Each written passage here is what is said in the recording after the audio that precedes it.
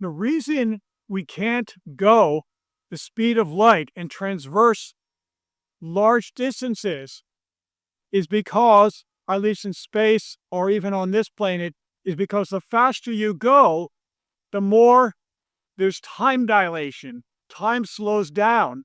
So if you remember the ancient Greek paradox where you approach an object and you go halfway and halfway and halfway, you never reach it because you keep on going halfway. Well, that is kind of like a prelude to the idea of time dilation, in which as we approach the speed of light, time slows down, so it'll take infinite amount of time to reach the speed of light, which is a constant in this time-space continuum.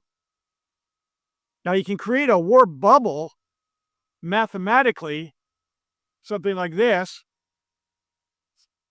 and then you maybe could do it. That's just theoretical. And that's the idea behind Star Trek. My name is Mark Bernard. I'm a monetary economist. What does this have to do with Russia, Ukraine, and what's currently going on? I'm reporting from Poland, okay? And it's very significant. My point being, the Tsar of Russia can't just simply go from point A to point B very rapidly, undetected at light speed. He's human. He has to take a plane or a train or a bus or whatever he's taking, maybe a bus, and transverse across EU NATO territory.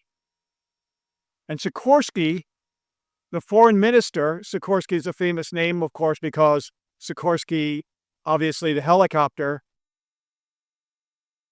he has said that if the Tsar tries to transverse under ICC rules and laws, he's going to have to potentially put him under arrest.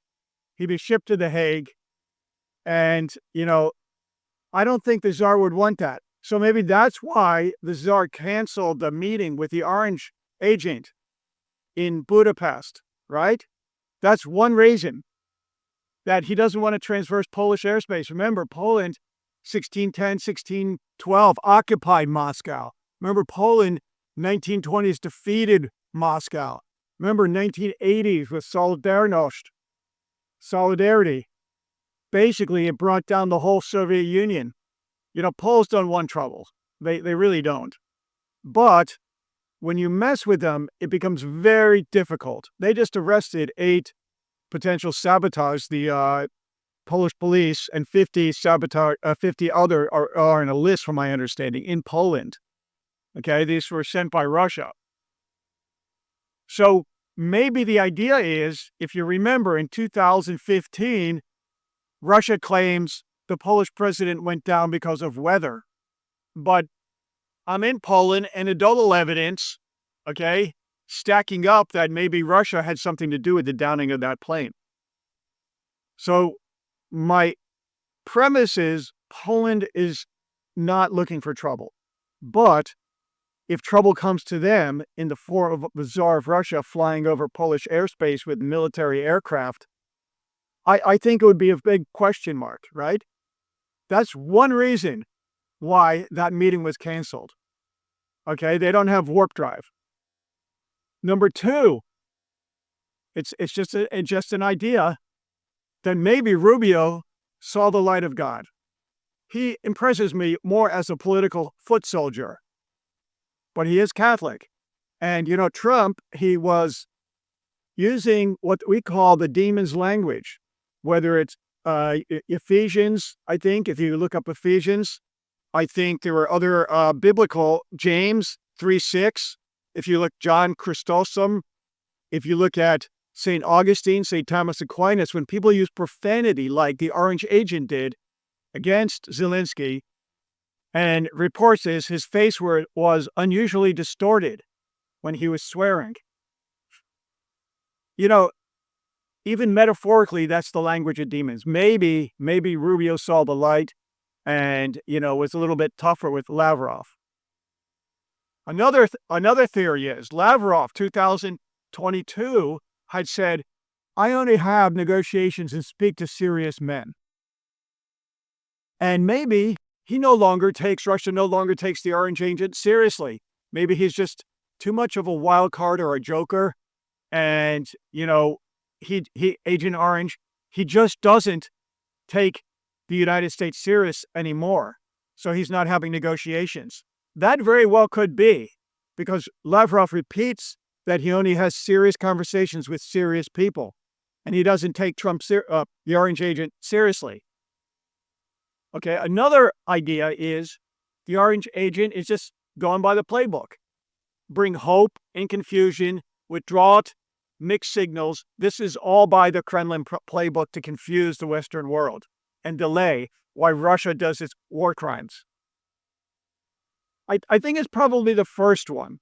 That, remember, the H guy in Germany, I don't mention these names because I don't like to just amplify it throughout history. Marcus Aurelius, what we say and do echoes through eternity. But the H guy in Germany in the 1945, he was afraid of being arrested and put in a human zoo in the Soviet Union.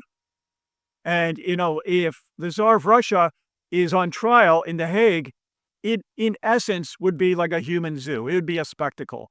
And even if there's just a 1% chance that could happen, I don't think he's going to play that card. So, these are the ideas, the speculation. I do think that Lavrov is no Mother Teresa, no Einstein, no Gandhi. If he wants peace, simple. Russia, go home. Russia, leave Crimea, Donbass, leave it all, go home if he's a peacemaker. And he isn't, obviously.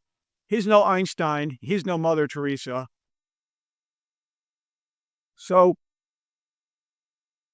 the way it looks like it's going to happen is Ukraine is going to continue to pound. I saw Ural oil going down again in price. West Texas Intermediates on a nice little downward trend. And it looks like Russia eventually will surrender, because they asked Lavrov, is Russia going to surrender? And he giggled. That was in like 2018. It was literally a giggle because he was so surprised by that. But I think it's, history has a strange sense of fate, has a strange sense of irony. I do believe that's what's going to happen. It's going to fall apart because Russia can't stop, because the economy would fall apart. That's why in 1939 that was all ignited, because, I learned in German history in college way back when that H guy, he couldn't stop because his economy was overheated. He made so many promises. Speaking of the economics, I see the U.S. trade deficit widening like ever. I can explain why in another video, even with the tariffs. So we have a lot here going on in terms of Russian, U.S., Ukraine geopolitics. But the future of the world is going to be a better place. I mean, basically, you want to know what a better place is? Take Russia and imagine the opposite, whatever they do. They do war crimes, better place is no war crimes. They do aggression, non-transparency, a better place is transparency, democracy, free speech, freedom. And they don't have free speech. They don't have freedom. The citizens live in fear. Let me give you an example. When I'm in Poland or when I'm in Germany or when I'm in another EU country, I see the police. No stress. Sometimes I chat them up. They're very good. When I'm in Russia, whenever I'm in Russia, I see the police, they just keep my head down. And that's the way the Russian citizens live, in fear. To make the world a better place, to help stop mining these fossil fuels, polluting the environment, extracting and destroying the earth, all this energy and money, can you imagine if it went into playgrounds for children? Just do the opposite of what Russia does. Okay? So don't read too deep into this. Any scenario that you spin, Russia is afraid. They're afraid of the U.S. through Rubio, maybe seeing the light of God. They're afraid of Poland, taking down the Tsar. They are. They're afraid of, Agent Orange just going, rogue and kind of playing another playbook that they didn't expect, maybe because of his age and, his cognitive function is on decline, maybe speculative. There is the choice that they wanted it to all play out like this, to build hope and then withdraw it. But that's kind of, fool me once, shame on you, fool me twice, shame on me. That's kind of, it wears out. And that's a sign for me when they take these maximalist demands that their economy is faltering because they're like a bear that is wounded and cornered and without food. It's like in a game that you play, one of these, I don't know, roadblocks games where your food level is down to critical. That's their economy. Their food level is all the way down and they're about to game over. That's my theory. So Ukraine is about to win, is going to win. They're just going to stay on course, doing what they know how to do and defend themselves. They didn't surrender in 2014. They didn't surrender in 2022. And they're not going to surrender today or in the future. And faced with that, Russia has no chance.